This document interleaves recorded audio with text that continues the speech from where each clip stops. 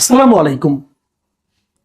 প্রিয় দর্শক, অনেক পুরনো একটা আমার নিজস্ব জীবনের একটা ব্যক্তিগত একটা ঘটনা দিয়ে বরং শুরু করি। এটা আমার নিজের ঘটনা না, আমি সে সময় যে জায়গায় চাকরি করতাম সেই অফিসের নিউজ সংক্রান্ত একটা ঘটনা। এটা 2001 সালের শুরুর দিকের কথা বলছি। আওয়ামী লীগের শেষ সময়, আওয়ামী লীগ সরকার তখন ছিল ক্ষমতায়, শেষ সময় 2001-এর অক্টোবরের দিকে নির্বাচন হবে। এ সময় আমরা দেখলাম যে আওয়ামী লীগের সেই সরকারের বিভিন্ন কর্মকর্তা, মন্ত্রী, এমপি এরা নানা ধরনের চুক্তি, নানা ধরনের কর্মকাণ্ড, নানা ধরনের অর্থনৈতিক আপনার প্রজেক্ট নিয়ে খুব দৌড়াদৌড়ি করছে। সে সময় আমি তখন চাকরি করতাম দৈনিক জনকণ্ঠে সেই সময় উপদেষ্টা সম্পাদক ছিলেন মিস্টার তোয়াব খান। তো তিনি বললেন যে আমরা যখন এরকম অনেক খবর আনা শুরু করলাম রিপোর্টার হিসাবে, উনি বললেন যে এগুলোকে আমরা একটা সিরিজ আকারে চালু করি। সেই সিরিজের উনি নাম দিলেন শেষ সময়ে যা পাই, এবং এই নামে ওই সিরিজটা চালু হলো। মানে শেষ সময়ে যে যতটুকু পারছে লুটপাট করে নিচ্ছে, এই হলো সেই সিরিজটার শিরোনাম এবং মোদ্দা কথা। এবং নানা ঘটনা সেখানে কিন্তু আমরা সিরিজ আকারে বিভিন্ন রিপোর্টার নিয়ে আসতাম এবং সেগুলো আমরা প্রচার করতাম। আমি 2001 সালের কথা বলছি, আর এটা 2026 সাল। 25 বছর পরে এসে আমি ঠিক সেই একই জিনিস যেন দেখতে পাচ্ছি। একটা সরকার এসেছিল আমাদের এখানে, অন্তর্বর্তীকালীন সরকার। এ ধরনের সরকার আর কখনো আসেনি। এর আগে 1991 সালে আমরা একটা অস্থায়ী সরকার দেখেছি, নির্দলীয় সরকার দেখেছিলাম বিচারপতি শাহাবুদ্দিন আহমেদের নেতৃত্বে। তারপরে বিচারপতি হাবিবুর রহমানের নেতৃত্বে একটা অন্তর্বর্তীকালীন সরকার দেখেছিলাম। তারপরে বিচারপতি লতিফুর রহমানের নেতৃত্বে আরেকটা অন্তর্বর্তীকালীন সরকার দেখেছিলাম। এরপর ফখরুদ্দিন আহমেদের নেতৃত্বে আরেকটা অন্তর্বর্তীকালীন সরকার দেখেছিলাম। এই পুরো সরকার নির্বাচনে নিজেরা অংশ নিত না, কিন্তু রাজনৈতিক দলগুলো যারা নির্বাচনে অংশ নিত তাদের নির্বাচনটা সুষ্ঠুভাবে সম্পন্ন করার জন্য যাবতীয় কাজ করত। তাদের চরিত্রটা ছিল এমন যে তারা একটা নির্বাচন অনুষ্ঠান করবে 3 মাসের মধ্যে অথবা নির্দিষ্ট একটা সময়ের মধ্যে। যদিও ফখরুদ্দিন আহমেদ সরকারটা বেশ লম্বা সময় ছিল, আগে এগুলো সব 3 মাসই ছিল। 3 মাসের মধ্যে তারা একটা সুষ্ঠু নির্বাচন করত, এবং এই নির্বাচন করার জন্য তারা একটা ছোট মন্ত্রিসভা গঠন করত, উপদেষ্টা মন্ডলী। তারা কেবল রুটিন ওয়ার্কগুলি করতো, আর কোনো বড় কাজ করতো না, কোনো নীতি নির্ধারণী কাজ তারা করতেন না, কেবল রুটিন কাজগুলো করতেন এবং নির্বাচনটা শেষ করে তারা চলে যেতেন। এই যে আজকে ডক্টর মোহাম্মদ ইউনূস, উনিও এরকম একটা অন্তর্বর্তীকালীন সরকার, একটা তত্ত্বাবধায়ক সরকারের উপদেষ্টা ছিলেন কিন্তু এক সময়, এবং তখন তিনিও ওরকম কেবল রুটিন কাজগুলি করেছেন, অন্য কোনো কাজ ওনাকে করতে হয় না অথবা উনি করার প্রয়োজন বোধ করেন নাই। কিন্তু এবার আমরা একটা অদ্ভুত টাইপের অন্তর্বর্তীকালীন সরকার পেলাম। তারা নিজেরাই দাবি করলেন তারা অনেক কাজ করবেন, তারা রাষ্ট্রীয় কাঠামোর সংস্কার করবেন, জুলাই হত্যার বিচার করবেন এবং জাতীয় নির্বাচন করবেন। ঠিক আছে, আমি ধরে নিলাম এগুলোই তাদের অগ্রাধিকার। রাষ্ট্রীয় কাঠামো সংস্কারের জন্য সংস্কার কমিশন হলো, তারপর ঐক্যমত্য কমিশন হলো, এখন একটা গণভোট তারা আয়োজন করছে। যদিও এটা নিয়ে অনেক বিতর্ক আছে, এইভাবে করা যায় কিনা সেটা নিয়েও বিতর্ক আছে। জুলাই হত্যার বিচার, ওটাও অত্যন্ত তড়িঘড়ি করে তারা করার চেষ্টা করছেন। এই বিচার শেষ পর্যন্ত কতটুকু কি আন্তর্জাতিকভাবে স্বীকৃতি পাবে কি পাবে না সেটা নিয়ে আরেক আলোচনা, সে আলোচনা আপাতত আমি করতেও চাই না। আরেকটা কি জাতীয় নির্বাচন, ওনারা একটা নির্বাচনের তারিখ শেষ পর্যন্ত ঘোষণা করেছেন। এ মাসের 12 তারিখে সেই নির্বাচন হবে এবং ঠিক 1 সপ্তাহ বাকি আছে। ঠিক এই সময়কে আমরা নিশ্চয়ই শেষ সময় বলতে পারি। এই শেষ সময় এসে তারা কি করছেন, একের পর এক চুক্তি করছেন, এবং প্রত্যেকটা চুক্তি বেশ বড় বড় অর্থের চুক্তি। যেমন কিছু সামরিক চুক্তি করছেন, চীন থেকে ড্রোন, মানে ওদের সঙ্গে চুক্তি করছেন তারা এখানে একটা ড্রোন কারখানা তৈরি করবেন। বিশাল ইনভলভমেন্ট, এখানে কিন্তু অর্থনৈতিক ইনভলভমেন্ট আছে। পাকিস্তান থেকে JF-17 থান্ডার যুদ্ধ বিমান তারা কিনবেন। চীন থেকে JS-10C যুদ্ধ বিমান কিনবেন। ইউরোপীয় কনসোর্টিয়াম থেকে ইউরোফাইটার টাইফুন যুদ্ধ বিমান কিনবেন। দক্ষিণ কোরিয়া থেকে সাবমেরিন কিনবেন। তুরস্ক থেকে T-129 অ্যাটাক হেলিকপ্টার কিনবেন। যুক্তরাষ্ট্র থেকে ব্ল্যাক হক মাল্টি রোল হেলিকপ্টার কিনবেন, এবং 650 কোটি টাকায় যুদ্ধজাহাজ, যে খালিদ বিন ওয়ালিদ যেটা আছে, তার সক্ষমতা বাড়ানোর কাজ করবেন। মানে আর্মি, নেভি এবং এয়ারফোর্স এই সবগুলির জন্য বিপুল অঙ্কের কেনাকাটা করছেন। একটা কথা মাথায় রাখবেন, এই যে সামরিক কেনাকাটা আছে না, এগুলো কোনো অডিট হয় না, এগুলো নিয়ে কেউ কোনো প্রশ্নও করতে পারে না। 5 টাকার জিনিস আপনি কি 5 লাখ টাকায় কিনেছেন, নাকি 5 টাকার জিনিস 6 টাকায় কিনেছেন, নাকি 5 টাকার জিনিস বার্গেন করে 4 টাকায় কিনেছেন, এটা নিয়েও কোনো আলোচনা হয় না। কখনোই হয়নি, আগামীতেও হবে না। সামরিক কেনাকাটা এরকম ভাবেই হয়। এই কেনাকাটাগুলি খুব গুরুত্বের সঙ্গে করছেন। কে করছেন? এর সঙ্গে মূলত লোককে, অবশ্যই সেই বাহিনীগুলো তো আছেই, তার সঙ্গে এগুলো আমাদের যিনি নিরাপত্তা উপদেষ্টা আছেন মিস্টার খলিলুর রহমান, তিনি হলো এই কাজগুলোর মধ্যমণি অবস্থায় আছেন, কেনাকাটা করছেন। এই শেষ সময়ে উনি কেন কিনছেন এগুলো? এই যে শেষ সময় উনি কিনছেন, এটা পরবর্তী যে সরকার আসবে তারা কি এটা মানবে?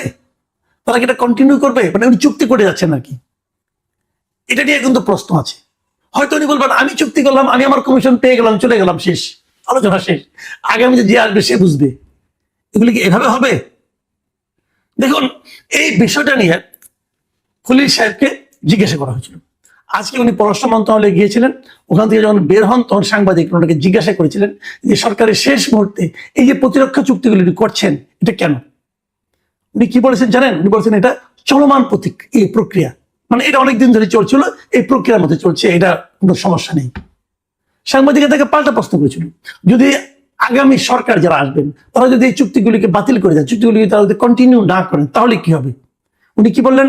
উনি কিন্তু এগুলো জবাব দেননি, উনি প্রশ্নটা এড়িয়ে গেছেন এভাবে, যেটা অনুমান নির্ভর প্রশ্ন হতে পারে। অনুমান নির্ভর প্রশ্ন, অনুমান নির্ভর প্রশ্ন মানে কি? সেখানে একটা সম্ভাবনা আছে, আপনি সেই সম্ভাবনাটা জবাব দেন। উনি কোনো জবাব দেননি, কারণ আসলে ওনার কাছে কোনো গ্রহণযোগ্য জবাব নেই। কেবল এই অন্তর্বর্তীকালীন সরকারই না, রেগুলার গভর্নমেন্ট যখন সারা দুনিয়াতে, যখন একটা রেগুলার গভর্নমেন্ট হয়, যখন তারা নির্বাচনের ডেট ঘোষণা করে, যখন তারা শিডিউল মানে নির্বাচনী প্রক্রিয়া শুরু করে, তখন সাধারণত ওই যে গভর্নমেন্টে বিদায় নিবে সেই গভর্নমেন্টে কোনো ধরনের বড় চুক্তিতে যায় না, আন্তর্জাতিক চুক্তিতে তো যায়ই না। আর এটাকে রেগুলার গভর্নমেন্টও না, জনগণের ম্যান্ডেট বিহীন একটা গভর্নমেন্ট, তারা এখনই এরকম হাজার হাজার কোটি টাকার চুক্তি করা শুরু করেছেন। কেবল এটাই না, আপনারা দেখেছেন এই 1.5 বছরের সরকার, যে সরকারের বয়স আয়ু মাত্র 1.5 বছর, তারা 32 বছর, 30 বছর, 20 বছর মেয়াদি বন্দরকে দিয়ে দিচ্ছেন, বন্দর চুক্তি করছেন। সেই চুক্তি যদি আলটিমেটলি ফেল হয়, সেই চুক্তি যদি আমাদের জন্য ক্ষতিকর হয়, সেই চুক্তি যদি আমাদের জন্য অর্থনৈতিকভাবে বিশাল ক্ষতির কারণ হয়, আপনি কাকে ধরবেন? এই সবগুলো লোক তো বিদেশ চলে যাবে, এত সব বিদেশি লোক, বিদেশি ডক্টর ইউনূস তাদের আমদানি করে নিয়ে আসছেন। যদিও খলিলুর রহমান সাহেব বলেছেন, দাবি করেছেন উনি নাকি আমেরিকার নাগরিক না। যদি নাগরিক না হন, আসলে নাগরিক হওয়া না হওয়া কিন্তু বড় ব্যাপার না, বড় ব্যাপার হলো উনি আমেরিকায় যে বৈধভাবে থাকতে পারবেন কিনা। উনি যদি না থাকতে পারেন, তাহলে গত 2 দশকের বেশি সময় উনি আমেরিকায় ছিলেন কিভাবে? উনি যদি টোটালি আমেরিকা থাকার ওনার কোনো উপযুক্ততা না থাকে, তাহলে কিভাবে ছিলেন ভাই? তো এইগুলো হলো জানেন, এগুলো হলো মানুষকে লোক দেখানো, না রকম অজুহাত, লেম এক্সকিউজ যাকে বলে, এগুলো দেখাচ্ছেন। দেখেন, এই খলিল সাহেব নিরাপত্তা উপদেষ্টা, মানে ওনার অবস্থান মন্ত্রীর পদমর্যাদা, মন্ত্রীর পদমর্যাদার একজন লোক, ওনাকে সর্বশেষে বিমানের পরিচালক পদে নিয়োগ দেওয়া হয়েছে। মানে বেসরকারি যে এভিয়েশন, সিভিল এভিয়েশন যে আছে, মিনিস্ট্রি আছে, সেই মিনিস্ট্রির একটা অঙ্গ প্রতিষ্ঠান হচ্ছে বাংলাদেশ বিমান, এবং সেই বিমানের যে পরিচালনা বোর্ড আছে, সেই বোর্ডের উনি হয়েছেন মেম্বার, অথচ উনি একজন মন্ত্রী। কেন? ওখানে কি মজা ভাই? মজা হলো বিমান কিনতে হবে, বিমান কেনা নানা রকম প্রক্রিয়া এখন চলছে, এবং সেই প্রক্রিয়াগুলির সঙ্গে ওনার থাকা লাগবে। মানে মানুষের তো নির্লজ্জতার একটা সীমা আছে না, চক্ষুলজ্জা বলতে একটা বিষয় আছে, আমরা বুঝি না আমাদের এনারা কি করেন। ওনাকে এই প্রশ্নটা করা হয়েছিল যে আপনি এই একজন নিরাপত্তা উপদেষ্টা বিমানের পরিচালনা পর্ষদে কেন যুক্ত হলেন? এটা কি পৃথিবীর অন্য কোনো দেশে এরকম আছে? উনি জবাব দিলেন কি জানেন? শোনেন, ওনার জবাব হলো দুনিয়ার সব দেশে বিমান নাই। মানে এই জবাবটা আমার কাছে অসাধারণ লেগেছে। আসলে দুনিয়ার সব দেশে বিমান নাই, কারণ দুনিয়ার সব দেশে যে সমস্ত এয়ারলাইন্স আছে, এক একটাতে এক এক নাম, কোনোটা সাউদিয়া, কোনোটা নাম হলো এরোফ্লোট, অথবা কোনোটার নাম হলো সিঙ্গাপুর এয়ারলাইন্স, এক একটা এক এক নাম। বিমান নামে কোনো এয়ারলাইন্স থাকার কোনো কারণও নাই। এয়ার ইন্ডিয়া আছে ইন্ডিয়াতে, তো বিমান নামে তো আপনার এয়ারলাইন্স থাকার কথাও না। কিন্তু উনি কিন্তু ওই অর্থে বলছেন বলে আমার কাছে মনে হয় না। আমার কাছে মনে হয় যে বিমানে যে লুটপাট করা যায়, এরকম পৃথিবীর আর কোনো দেশের এয়ারলাইন্সে করা যায় না, কাজে এখানে ওনাকে দরকার। সব দেশে, দুনিয়ার সব দেশে বিমান নাই। কি অসাধারণ উত্তর! মানে এই জবাব শোনার পর আপনি হাসবেন নাকি কাঁদবেন? আরো তো অনেক কথা আছে। দুনিয়ার কোনো দেশ, সব দেশে খলিলুর রহমান নাই, দুনিয়ার সব দেশে ডক্টর ইউনুস নাই, দুনিয়ার সব দেশে আপনার শেখ বশিরউদ্দিন নাই, নাই তো, ওনারাই তো এগুলো করেন। মানে কি বল, কার যে কোথায় লাইন বোঝা বড় কঠিন। কারণ বিমানের পরিচালনা পরিষদে আবার নির্বাচন কমিশনের যে সচিব আছেন ওনাকে নেওয়া হয়েছে। এই ভদ্রলোক নির্বাচন কমিশনের সচিব, এই মুহূর্তে নির্বাচনটা হচ্ছে সবচেয়ে বড় কাজ, ওইখান থেকে এনে তাকে আবার এটার পরিচালনা পরিষদের মেম্বার করতে হবে কেন? খুঁজে দেখেন, সব রসুনের একটা গোড়া থাকে, গোড়াটা খোঁজা কিন্তু খুব একটা কঠিন না। তো এভাবে দেশ চলছে। এভাবে যাওয়ার আগে শেষ সময়ে কতটুকু পাওয়া যায় তার একটা প্রতিযোগিতা চলছে। আমরা জানি না আগামী সরকার এগুলোকে কিভাবে বিচার করবেন, তবে আমি আশা করব আগামী সরকার যেন এগুলো সিরিয়াসলি নেন।